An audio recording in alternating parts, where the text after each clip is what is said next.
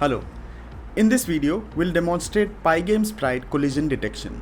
To get the code for this use case, go to kandi.openweaver.com.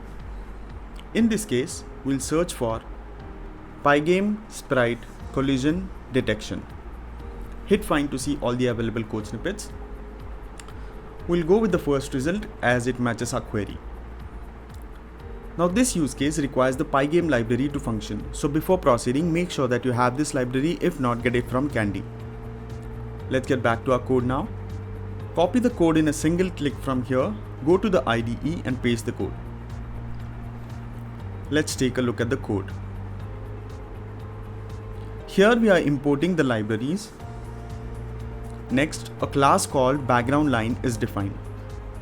Here the background line object initializes. And another class called player is defined, representing the player character in the game. The main function initializes the game window, and a game loop is started using a while loop, which will continue until the done variable becomes true. Let's run the code, and here's the result.